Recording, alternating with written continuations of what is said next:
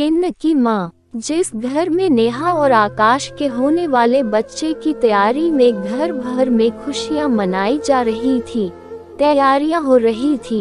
हर एक सदस्य इस नए मेहमान के आने का इंतजार बेसब्री से कर रहा था। तो आज बच्चा होने पर ऐसा क्या हुआ कि घर भर में उदासी छा गई। हर एक सदस्य आपस में मुंह छिपा रहा था, भगवान से शिकायत कर रहा था कि हमारे साथ ही ऐसा क्यों।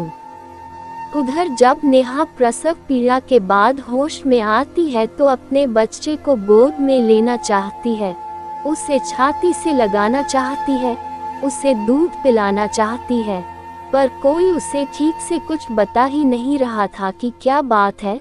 उसका मन आशंकाओं से भर गया। तब उसने अपनी सास सरोज जी से बच्चे के बारे में पूछा तो सरोज जी ने उसे बच्चे की हकीकत बताई। एक बार को तो नेहा को भी धक्का लगा, पर कुछ ही समय में अपने को संभालती हुई बोली, नहीं माँ, बच्चा तो हमारा ही है, चाहे जो हो मैं उसका पालन पोषण करूंगी। मेरे दूध पर उसका उतना ही हक है जितना गाय के दूध पर उसके नवजन्मे बच्चे का। नेहा की काफी मिन्नतों के बाद उसकी सास थोड़ा पिघल सी। उन्होंने बच्चे को उठाकर उसकी गोद में दे दिया। बच्चे का मासूम चेहरा देखकर नेहा की ममता तड़प उठी। उसने बच्चे को ढेर सारा प्यार किया और दूध पिलाने ही वाली थी कि किन्नर समाज के लोग बच्चे को लेने आ गए और जबरदस्ती बच्चा अपने साथ ले जाने लगे।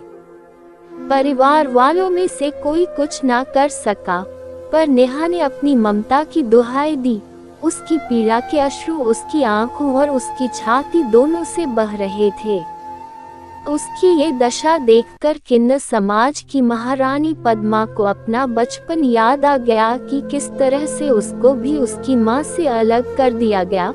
उसकी माँ भी तरसती रही और उसका तो जैसे सारा जीवन ही यातनाओं में बीत गया।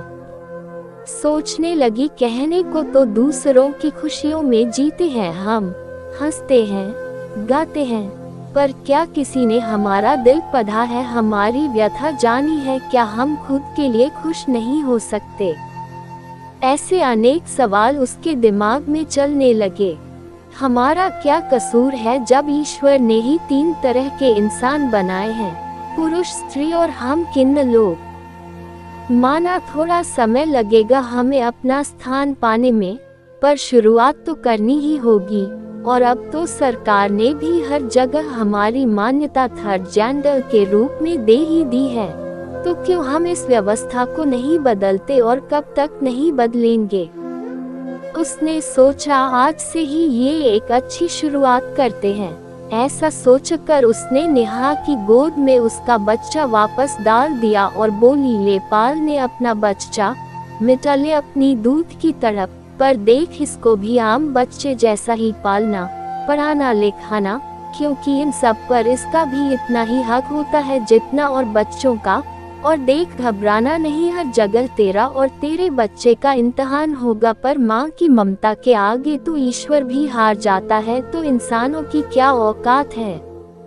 इतना कहकर पद्मा ने कुछ लेने के बजाय अपने पास से ही कुछ रुपए बच्चे पर न्योछावर कर दिए और जोर जोर से नाचना और गाना शुरू कर दिया और सभी को बच्चे की जन्म की बधाई दी। नेहा भी बहुत खुश थी और उसने अपने आप से प्रण किया कि वो अपने बच्चे को सामान्य बच्चा जैसा ही पालेगी।